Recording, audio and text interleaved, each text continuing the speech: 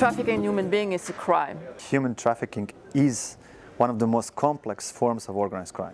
As the crime of human trafficking is getting more and more diverse, we're also seeing that criminal actors are increasingly compelling their victims to engage in different kinds of criminal activity. We see more and more high-level criminal groups behind the exploitation, be it sexual exploitation, be it labor exploitation, forced begging, forced criminality, trafficking for organ removal. There are different forms. It's a terrible crime. The criminal networks are becoming more and more polycriminal.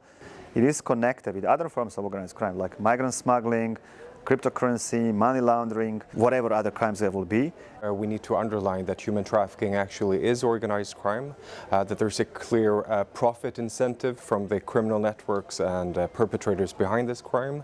And as the main objective is to guarantee money flow and big revenues, networks turn to either human trafficking, drug smuggling, smuggling of human beings, and or other related phenomena and crimes. So human traffickers are also working with drug traffickers and other organized crime. So it's really important that we look at it holistically, while also bearing in mind that not all human traffickers belong to organized crime groups. Sometimes it's a family member or happens on a really small scale, people that we know. I think we need to step away from the perception of human trafficking being an abstract social problem and recognize it for what it is. A crime very much connected to security. Trafficking is a reality, but it's still an invisible crime. We need to raise awareness and we need to ensure prevention because the criminal justice response is sometimes too late. So first and foremost, we have to stop punishing the victims. We have to better identify the victims, use our resources to go after the real criminals that are subjecting their victims to exploitation at scale, rather than punishing the people that are usually victims themselves that may be involved in low-level criminal activity. We need to start viewing human trafficking as a form of organized crime, not only on an abstract level, but also in how we actually deal with the problem. Use the toolbox available nationally for police authorities, but also cross-border internationally, also on human trafficking criminal activities. If there is one big thing that we should focus on, it's international cooperation.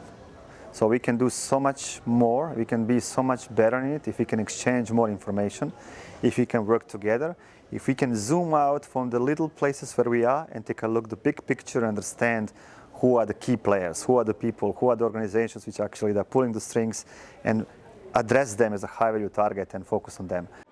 CBSS and Europol managed to have over 270 experts and practitioners and policymakers in one room.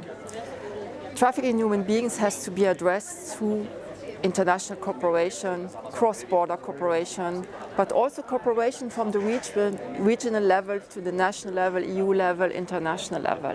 One of the main key takeaways from this two-day events is the need to clarify and conceptualize practically how the international level and cooperation, for instance, conducted through and with Europol, Eurojust, etc., is relevant for the local and regional level, for the investigators on the field who encounter this crime.